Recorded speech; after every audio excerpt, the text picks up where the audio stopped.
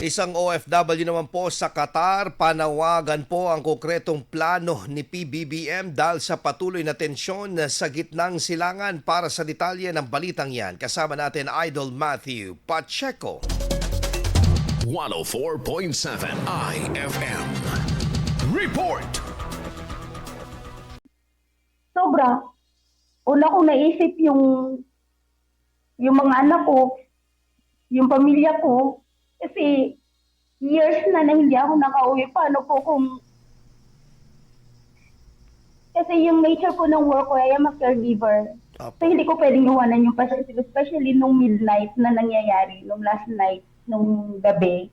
Sobra-sobra yung putukan. Takot at pangamba, yan ang nararanasan ng isang overseas Filipino worker na si Mary Jane Pacheco sa bansang Qatar, bunsod ng patuloy na tensyon sa gitnang silangan. Sa bansang Qatar, hindi rin pa matigil-tigil ang pagsabog ng mga missile sa US base na nakatalaga roon, kaya't halos hindi makatulong ang ilan sa mga OFW. Ani Mary Jane, nangangamba siya dahil sa naging anunsyo ni PBBM na ang mga OFW ay tumuloy sa mga bomb shelter, ngunit sila ay shelter in place lamang. Actually po dito sa Middle East, wala pong shelter na designated for all OFWs. Wala po.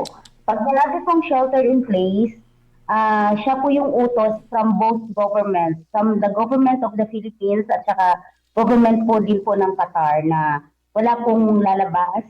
Bawal po talaga kaming lumabas kasi yung mga falling debris galing sa missiles, napupunta tatama sa amin. Panawagan ito sa pamahalaan na sana matutukan din sila at magkaroon ng konkretong plano para sa kanila kahit na hindi sila nasa sentro ng digmaan. Mr. President, pansinin niyo naman po kami mga OFWs dito. Huwag naman po yung nakikinig lang kayo sa iba na hindi niyo po talaga alamin kung ano yung totoo. Wala po kaming shelter. Wala pong bomb shelter. Israel po siguro meron. Pero dito in Qatar, in Kuwait, and in other parts of the Middle East, wala po.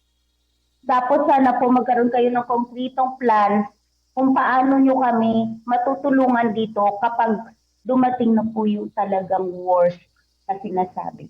Nang mabalitaan naman ito ang pagkakasawi ng kapwa nito Pangasinense, ibinahagi pa rin ito ang kanyang dedikasyon na maalagaan ang kanyang pasyente at hindi ito iwan. Sama mula rito sa IFM Dagupan, ako po si Idol Matthew Pacheco, Tatak IFM. IFM News. IFM News. IFM News.